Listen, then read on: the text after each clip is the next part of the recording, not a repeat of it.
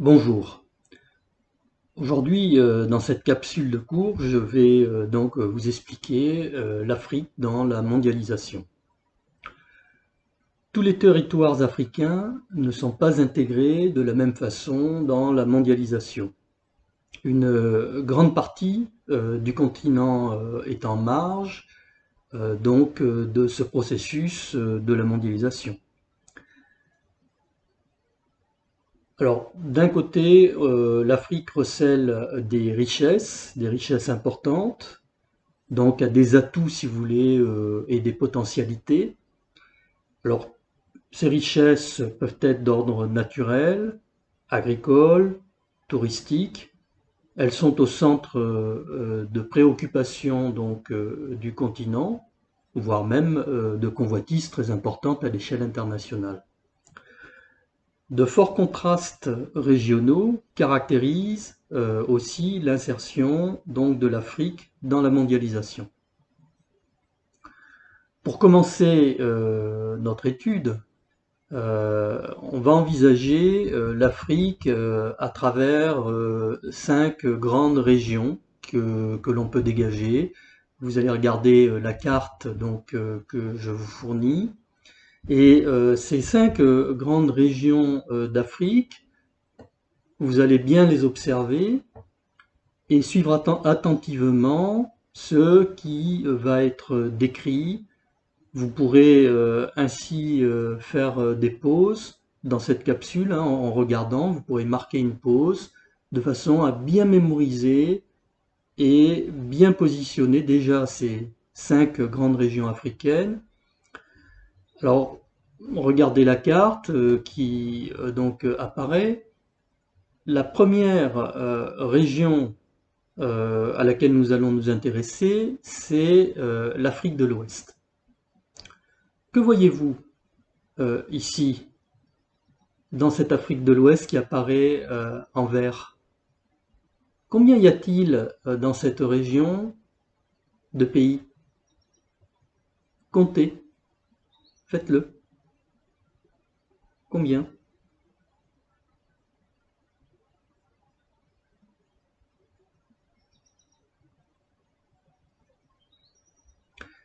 Je suppose que,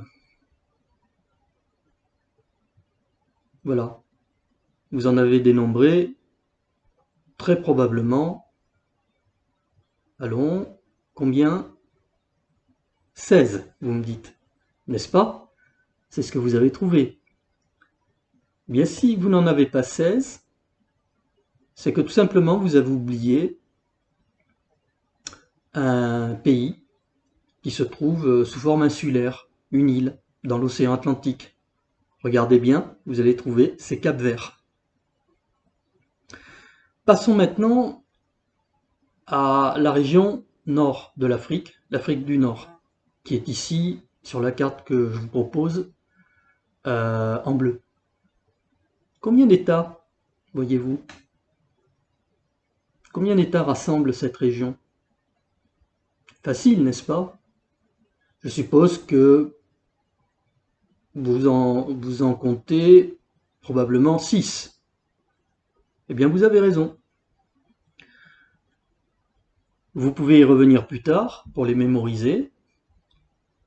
Ici, ce que j'entends par mémoriser, retenir, ça signifie non seulement connaître les pays, mais également pouvoir les replacer sur cette carte que vous avez sous les yeux.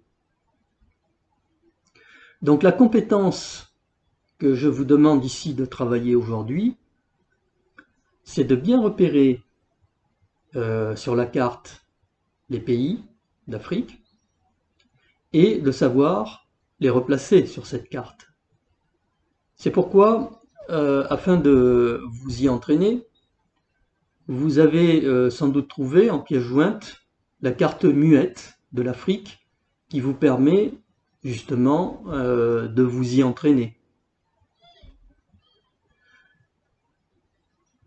Vous allez le faire plutôt comme un jeu que comme un entraînement fastidieux. Essayez de trouver à vous amuser avec vos amis, avec vos parents.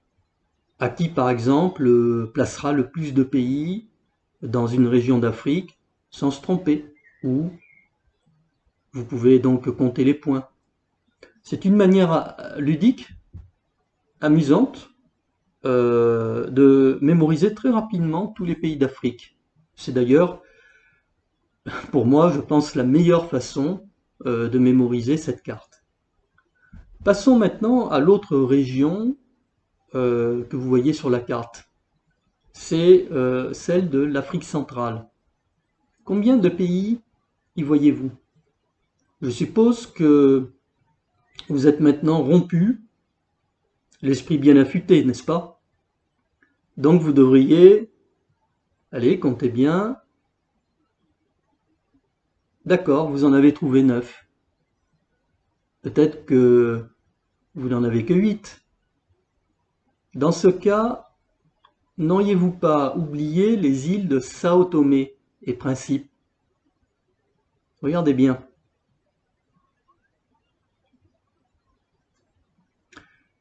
Maintenant, envisageons l'Afrique orientale, ou de l'Est si vous voulez. Combien de pays repérez-vous? Allez, je vous laisse compter, regardez sur la carte. 18, n'est-ce pas? Non? Vous n'en avez pas 18? Alors probablement avez-vous oublié les îles Seychelles, regardez dans l'océan Indien, les Comores, Madagascar et l'île Maurice. Si vous rajoutez ces 4 îles, vous devriez maintenant arriver à 18, n'est-ce pas? Et il ne nous reste maintenant plus qu'à envisager, regardez sur cette carte des régions de l'Afrique australe, qui est plus au sud si vous voulez. Combien de pays trouvez-vous? Comptez. Facile, n'est-ce pas? Par rapport à ce que nous avons vu pour le reste.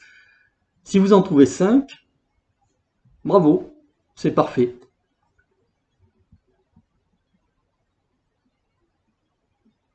Alors le repérage national étant achevé, terminé, nous allons maintenant rentrer dans les détails donc de cette Afrique. Alors la partie Maghreb, c'est-à-dire l'Afrique du Nord, normalement vous l'avez déjà intégré au programme de 5e, je pense que vous l'avez déjà vu en 5e. Donc on va plutôt se concentrer sur le reste des régions de l'Afrique. Et aujourd'hui, cette capsule donc de cours va s'intéresser plutôt à ce que j'appellerai, ou ce que je vais appeler ici sur cette carte, l'Afrique de l'Ouest. Alors cette région de l'Afrique de l'Ouest a un potentiel énorme pour s'insérer dans la mondialisation. Pourtant, si vous observez cette carte, ce qui en découle est tout simplement que l'on voit et que l'on peut percevoir effectivement des limitations. Alors peut-être pas sur la carte que je vous ai fournie là, mais si on regardait d'autres cartes de l'Afrique de l'Ouest, l'on verrait les limitations apparaître, notamment au niveau de son développement. Alors quelles sont les limites que l'on peut constater au niveau de cette Afrique de l'Ouest? Regardez la carte, repositionnez la géographie de l'Afrique et là où nous sommes. Si je ne me trompe pas, c'est la partie en vert que nous étudions. Première limite que l'on constate, c'est une grande pauvreté qui est encore très présente au niveau de cette Afrique de l'Ouest. Pour vous le prouver, je vais vous donner quelques éléments. D'abord, environ 30% de la population de cette Afrique de l'Ouest est pauvre. 30%, c'est une bonne part de la population, c'est important. Parler de pauvres en ce qui concerne les populations du Sahel est assurément très en dessous de la réalité. Damnés de la terre serait sans doute une expression plus appropriée, surtout par les temps qui courent. Une grave crise alimentaire s'annonce dans l'indifférence quasi générale. Des ONG comme Action contre la faim et Oxfam tirent déjà la sonnette d'alarme. Quels sont les pays touchés? Vous le voyez sur cette carte, le Niger, le Tchad, le Mali, la Mauritanie, le Sénégal et le Burkina Faso, où l'on vous emmène maintenant, et plus précisément la province rurale et isolée de la Diapaga. Elle compte 45 000 habitants. Là-bas, la sécheresse a fait chuter la production céréalière de 32% par rapport à l'an dernier. Il y a moins de denrées, les prix alimentaires flambent, les taux d'admission d'enfants sous-alimentés dans les centres nutritionnels ont doublé. Marc Dana et Emmanuel Charrieras se sont rendus sur place.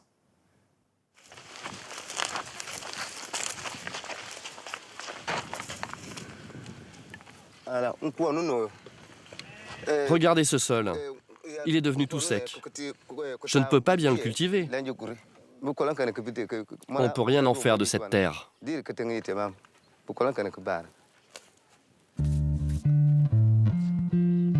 Des terres qui n'offrent plus que de la poussière. Banyeba doit semer du mil et du sorgho.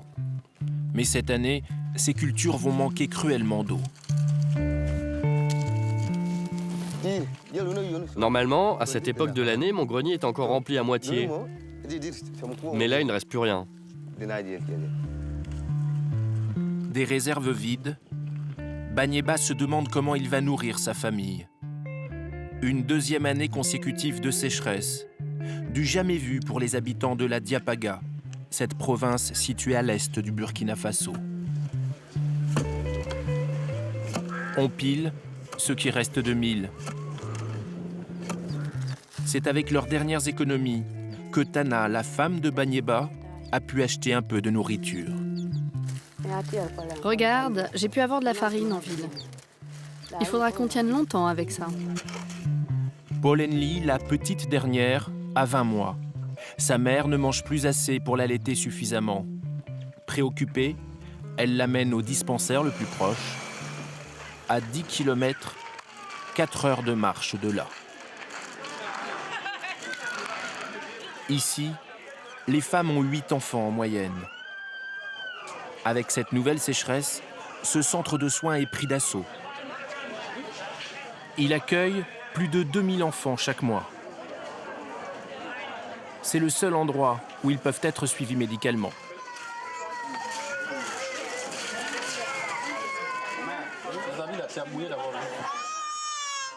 Ce petit garçon a 8 mois. On prend sa taille, surveille son poids, et comme pour tous les enfants de moins de 3 ans, on dépiste les cas de malnutrition en mesurant ce qu'on appelle le PB, le périmètre de leurs bras. Nous sommes en train de dépister un enfant et le PB fait ici 10, donc il est dans le rouge. Donc l'enfant se trouve dans une situation d'une malnutrition aiguë sévère.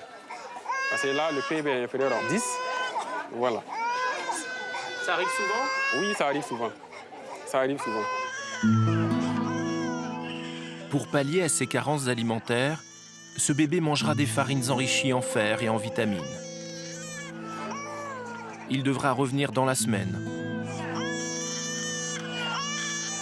6 kg. Le cas de Paulenli, la petite fille de Tana, est moins sérieux, mais il reste préoccupant. Paulenli va devoir suivre un traitement pour renforcer ses défenses immunitaires. Là, il faut prendre un comprimé le matin et un le soir, pendant 3 jours. Les membres de la mission humanitaire présents sur place sont inquiets. Selon eux, pour ces enfants, le pire est encore à venir.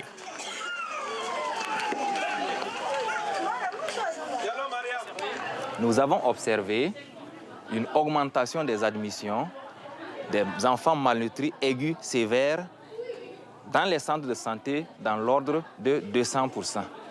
Et il y a un risque de mortalité élevé chez ces enfants atteints de malnutrition. Si rien n'est fait, on risque d'avoir une explosion d'admission d'ici la période de mai-juin. Les responsables de l'organisation humanitaire souhaitent nous montrer ce que risquent ces enfants. Ils nous emmènent dans un centre où d'autres sont cette fois hospitalisés.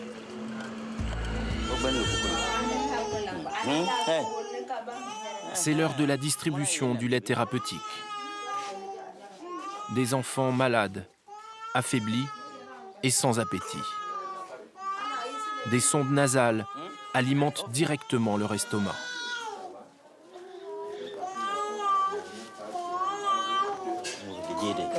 Il faut garder la seringue bien au-dessus de la tête pour que le lait descende. Des cas de kwashiorkor avec sa rétention d'eau et ses œdèmes.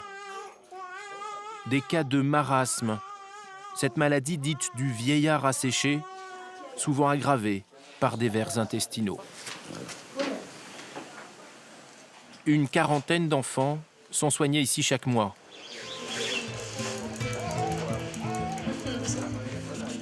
Malgré tous les soins qui leur sont apportés, près d'une dizaine d'entre eux meurent d'une maladie liée à la malnutrition.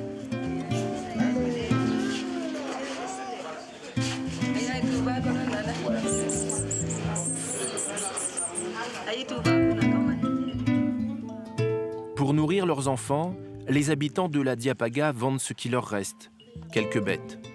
Mais elles aussi ont souffert du manque d'eau, de cette terre asséchée, de plus en plus stérile. Au marché de Njamboali, elles sont observées et palpées de près avant toute transaction.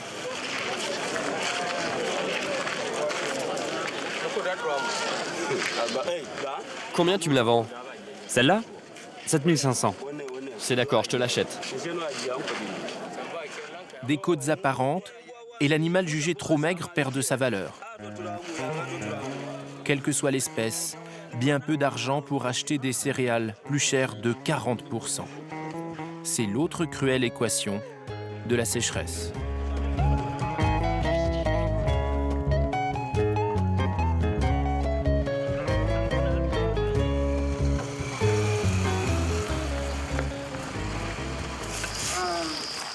Au bord de la route, ceux qui n'ont plus rien à vendre sont condamnés.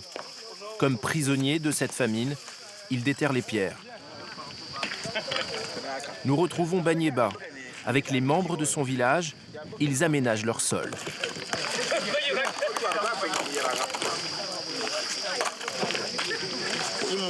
Ces pierres, on va les mettre autour de nos champs.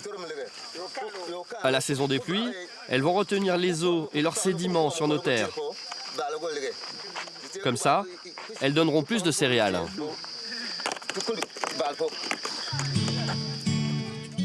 Des petits murs de pierre qui rendent les sols plus fertiles. Un travail contre les sécheresses de demain. Payé dès aujourd'hui pour permettre à Banyeba de nourrir sa famille. Comment t'appelles-tu? Kumbare Banyeba.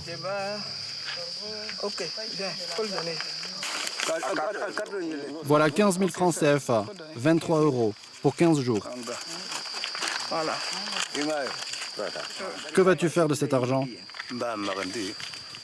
Je vais acheter du mil, du chou, de la tomate et d'autres choses pour manger.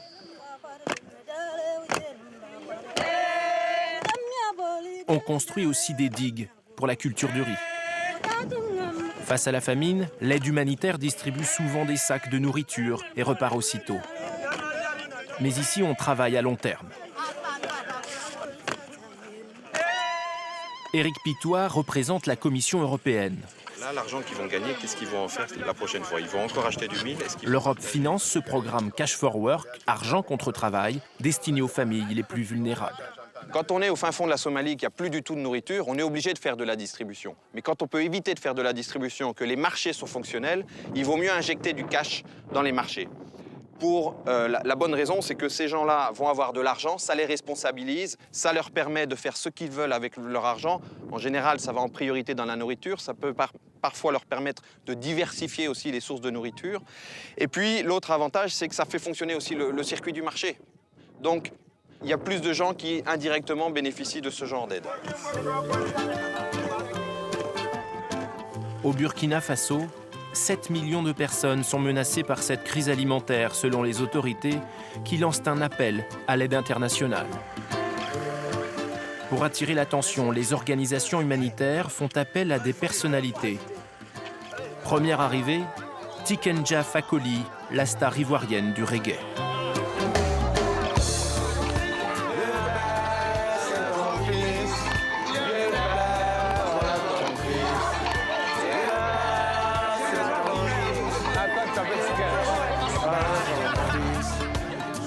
Il s'improvise infirmier et constate par lui-même l'état de santé des plus petits. Ça doit avoir chaud. On a beaucoup fatigué la petite. Hein? C'est 61 ça. 61, voilà. C'est fini maintenant. Hein? Moi, je suis triste de voir des cas comme ça ici. Et c'est une réalité que si on ne prend pas les dispositions, que c'est des cas qui peuvent s'aggraver.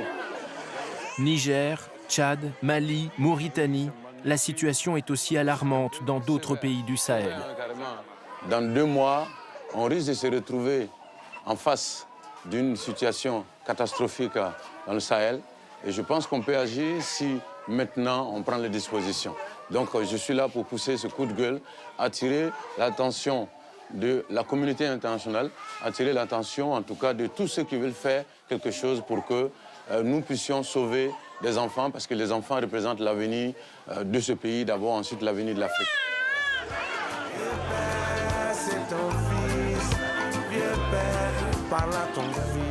Si rien n'est fait, cette famine pourrait toucher 3 millions d'enfants de moins de 5 ans dans les pays du Sahel.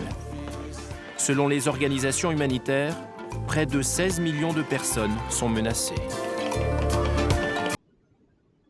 Deuxième élément, en matière d'éducation, on constate un retard par rapport à la moyenne mondiale.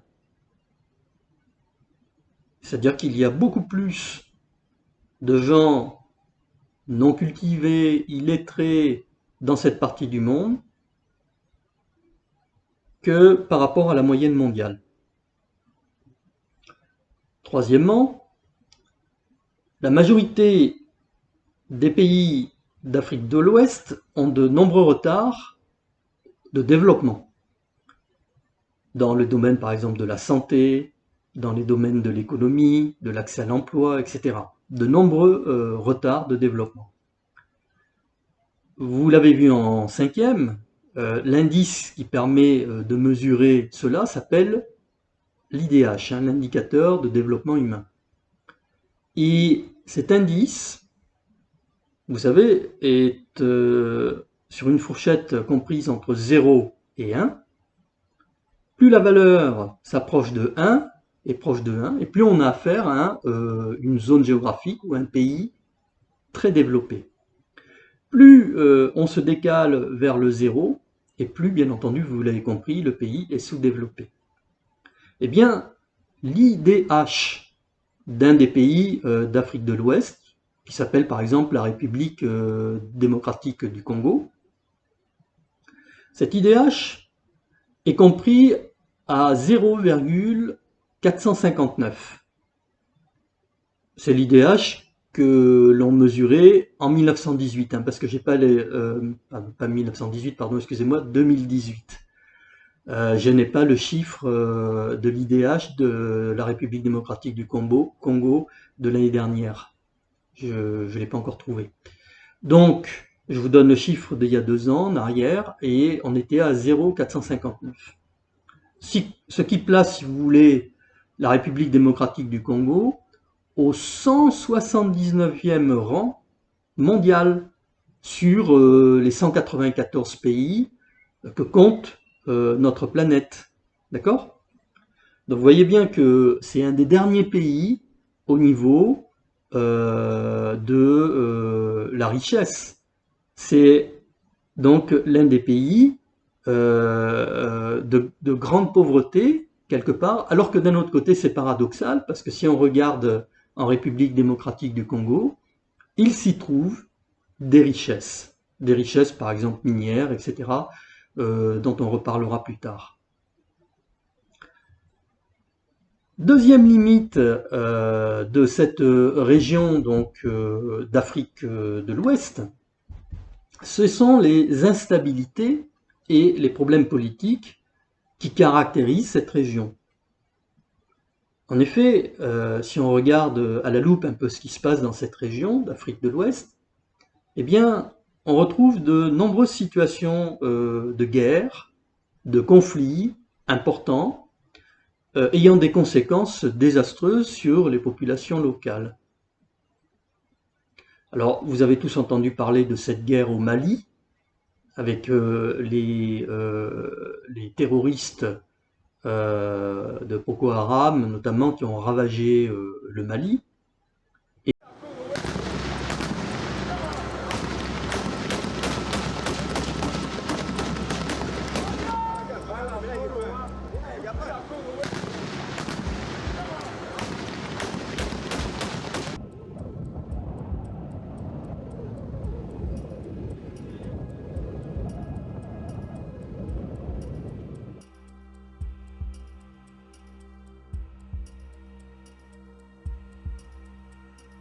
Et vous avez tous entendu parler des interventions de la France pour aider notamment cet État.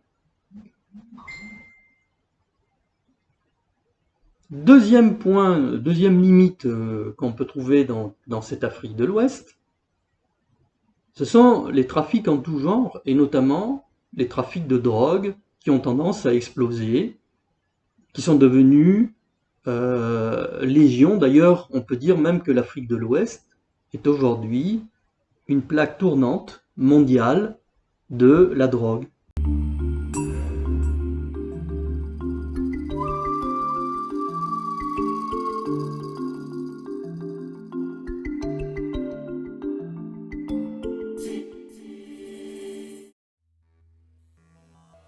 Novembre 2009, nord du Mali, un Boeing 727 en provenance du Venezuela se pose dans une région désertique du Sahel. L'avion s'écrase et prend feu après une tentative ratée de redécollage. L'appareil était chargé de près de 6 tonnes de cocaïne. La valeur estimée de la cocaïne transitant en Afrique de l'Ouest est de 1,5 milliard de dollars, bien plus que le budget annuel de plusieurs pays de la région.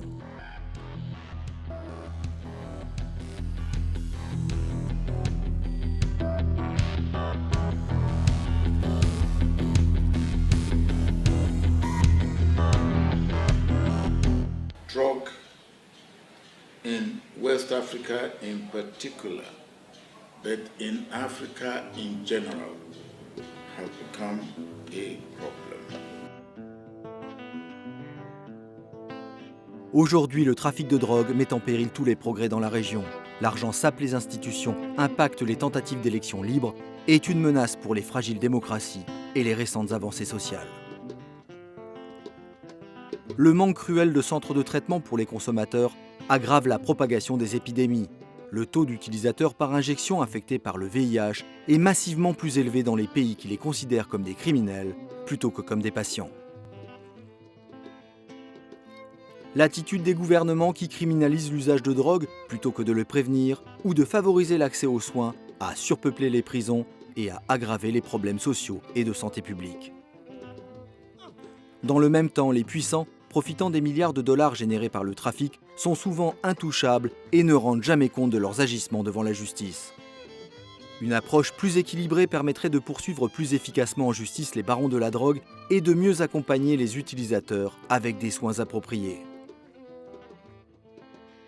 Considérer l'usage de la drogue comme un problème de santé publique qui nécessite la mise en place de structures de traitement adaptées permettra à l'Afrique de l'Ouest de proposer aux consommateurs de drogue un chemin vers la réhabilitation. Poursuivre les trafiquants internationaux et donner aux victimes de la drogue l'attention médicale nécessaire demande une véritable volonté politique ainsi que des réformes en profondeur des lois et des pratiques. The solution to these things cannot be handled alone. You need the collaborative effort. La communauté internationale doit partager le fardeau créé par le trafic de drogue en Afrique de l'Ouest.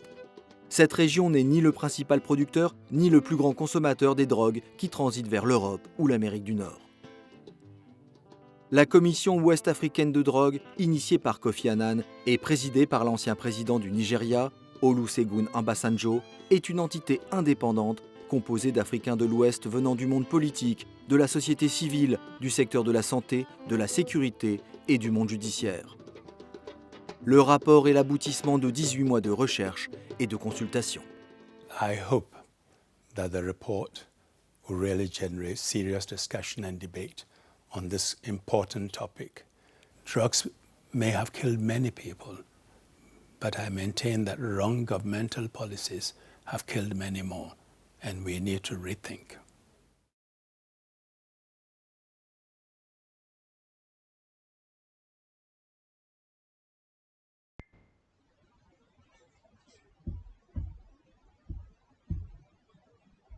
Alors, autre problème de la région, c'est l'islamisme radical qui s'est implanté, par exemple au Nigeria, au Mali, et dans de nombreux pays de la zone sahélienne. Plusieurs attentats ont contribué donc à déstabiliser entièrement cette région.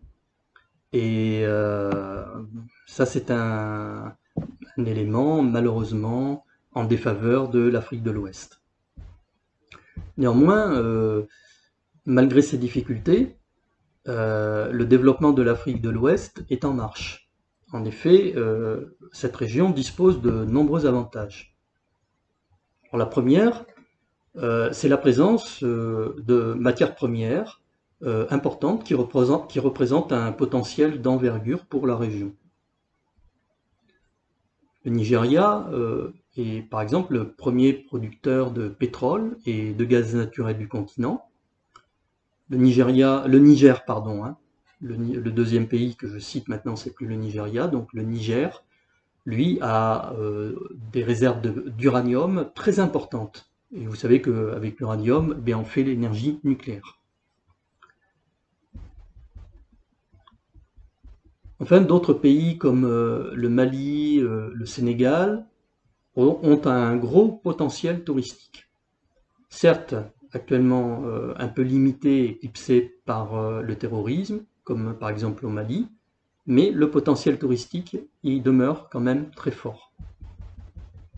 Troisième point aussi favorable à l'Afrique de l'Ouest, c'est ce réservoir de jeunes populations. Quand on a un ensemble de populations très jeunes, on peut considérer qu'on a un potentiel de développement important. Surtout quand on a une population jeune et qui commence à accéder à une bonne instruction, une bonne formation. Il reste quand même une grande part de ces jeunes qui sont mal formés, environ 30%, mais 70% maintenant de cette jeunesse d'Afrique de l'Ouest bénéficie de bonnes écoles et de la possibilité de se former ensuite dans, par exemple, des pays occidentaux ou d'Asie. Dans cette région, on trouve également un autre facteur extrêmement favorable, le premier des lions africains. Alors, je vous vois sourire. Il ne s'agit pas ici de l'animal, le lion, mais ce qu'on appelle lion africain, ici, ce sont les pays du continent africains qui connaissent une forte activité économique, une grande prospérité économique. Or, justement, le Nigeria, qui se trouve en Afrique de l'Ouest, est le premier de ces lions africains.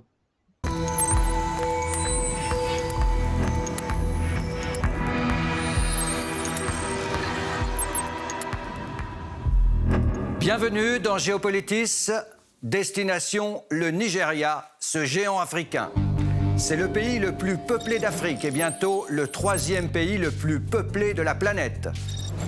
Gigantesque, cela n'a rien d'un superlatif quand on évoque le Nigeria. Avec 190 millions d'habitants, c'est aujourd'hui le plus grand pays d'Afrique. Il est en passe de devenir le troisième pays le plus peuplé du monde. À l'horizon 2050, on aura dépassé les 400 millions d'habitants. Derrière la Chine, qui aura stabilisé sa démographie, et l'Inde, qui comptabilisera alors plus de 1,6 milliard d'habitants. Le Nigeria est la première économie du continent avec un produit intérieur brut de 461 milliards en 2018 et premier producteur de pétrole en Afrique. C'est la première puissance économique du continent africain et c'est la 24e puissance économique mondiale. Donc vous voyez, c'est pas rien du tout, hein. Vous avez là au Nigeria donc des projets ultra modernes qui sont en train de se développer. Vous avez peut-être entendu parler de cette ville qui s'appelle Eko Atlantic. Eko Atlantic ou Eko Atlantic City est un projet d'aménagement urbain de la ville de Lagos, au Nigeria. Lancé en 2007 par l'État de Lagos, son objectif est de construire une version africaine de Dubaï sur une île artificielle et puis de transformer Lagos en une mégapole attractive pour le tourisme et les affaires. Eko est le nom urbain de Lagos. Eko Atlantic City doit s'élever sur une île artificielle de 820 hectares de superficie, 6500 mètres de long et 1260 mètres de large. L'axe de la ville nouvelle sera une voie navigable de 30 mètres de large, qui doit relier 3 marinas. Une fois terminée, Eko Atlantic City devrait compter 250 000 habitants, et fournir du travail à 150 000 personnes. Le projet vise tout d'abord à aménager une île artificielle, le long de la côte atlantique devant Victoria Island, où le littoral, aujourd'hui Bar Beach, a subi une forte érosion depuis le début du XX siècle. Pour la mise en œuvre du projet, Eko Atlantic Development a été créé par la principale entreprise de travaux publics et de construction de l'Afrique de l'Ouest, le Chagori Group. L'État de Lagos est associé au projet, qui doit être financé par des fonds publics et privés. La première entreprise de dragage de Chine, la China Communication Construction, a commencé les travaux de dragage en 2009. Il s'agira ensuite de construire des digues de protection sur le périmètre extérieur pour mettre la ville à l'abri de l'océan. Ce brise-lames sera constitué par un mur à la fois émergé et immergé utilisant d'énormes blocs de béton en forme de X, destinés à dissiper l'énergie des vagues. Ces travaux devraient durer 6 ans. Pour David Lamoureux, ce projet s'inscrit dans un mouvement de retrait de l'État nigérian dans la planification urbaine de Lagos, laissant la place à une logique d'enclave privatisée de. C'est une île artificielle ultra moderne qui, à terme, devrait accueillir 250 000 personnes et créer environ 50 000 emplois. Cependant, si on regarde un petit peu de plus près à la loupe ce pays, on voit qu'il est confronté à des problèmes de violence qui sont assez récurrents.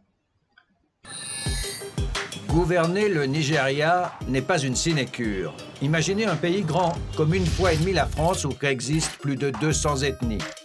Parmi les plus importantes, les Peuls et Hausa au nord, l'ethnie Yoruba dominante à l'ouest et les Ibo à l'est. Chrétiens et musulmans se répartissent presque à égalité dans la population. Le nord du pays est dans sa grande majorité musulmane et le sud chrétien.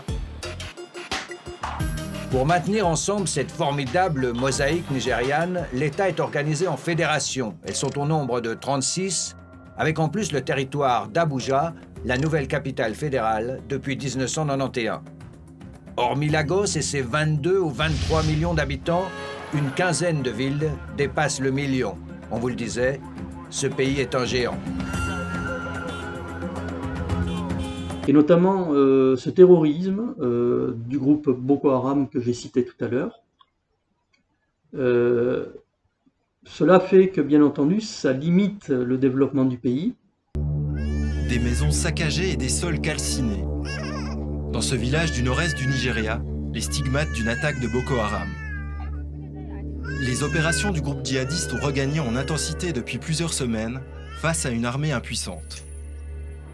Depuis décembre, 30 000 personnes ont fui la ville de Baga et les villages alentours pour se réfugier à Maiduguri, capitale de l'État du Borno. L'État du Borno et ses voisins sont les fiefs principaux de la guérilla djihadiste. Elle élargit régulièrement ses opérations au Niger, au Tchad et au Cameroun. Souvent, elles ont pour cible des écoles, symboles de l'éducation occidentale. On se souvient de l'enlèvement des lycéennes de Chibok il y a 5 ans. Ce kidnapping avait mobilisé partout dans le monde, jusqu'à Michelle Obama. 160 de ces jeunes filles ont retrouvé leur liberté. On ignore ce que sont devenus les autres. Des manifestations parfois sanglantes éclatent régulièrement au nord du pays, dans la région où vit la minorité musulmane chiite. Ils sont plus de 3 millions. Leur leader est toujours en prison, malgré les promesses de libération du gouvernement. À ces combats entre l'armée et les groupes djihadistes s'ajoutent des tensions persistantes dans le delta du Niger, et puis d'autres exacerbées par le dérèglement climatique. Des éleveurs peuls musulmans à la recherche de pâturage affrontent des agriculteurs chrétiens. On est ici au centre du pays, point de rencontre entre un nord musulman et un sud majoritairement chrétien. Églises incendiées, prêtres et paroissiens assassinés, le combat a pris ces derniers mois une tournure religieuse. La communauté chrétienne dénonce l'inaction des autorités. Nous souhaiterions que le président donne des instructions aux agences de sécurité pour qu'elles se réveillent et fassent beaucoup mieux que ce qu'elles ont fait jusqu'ici. Depuis 5 ans, les violences au Nigeria ont fait 13 000 morts et provoqué l'exode de plus d'1 million de personnes. Et deuxième grand problème que je vois à l'intérieur de cette zone géographique, c'est qu'une grande partie de la population nigériane n'accède pas finalement à la prospérité économique qu'elle devrait avoir. Alors on peut se poser la question, mais pourquoi? Puisqu'il y a des richesses, etc. Pourquoi tout le monde n'en profite pas? Alors très probablement parce que les régimes politiques qui se succèdent dans ce pays, comme c'est d'ailleurs le cas dans de nombreux pays africains, sont des régimes politiques corrompus. Des régimes politiques qui ont donc du mal à mener une politique, je dirais, véritablement en faveur de leur population. Et comme il y a des détournements d'argent, etc., on a donc une partie de la population qui est abandonnée. Voilà, donc j'ai terminé cette capsule sur l'Afrique de l'Ouest. On continuera demain sur une autre capsule. Je vous invite donc à partir des éléments, des cartes et des documents que vous allez puiser ici, à enrichir vos connaissances et vos compétences. Je vous souhaite une bonne journée. Au revoir.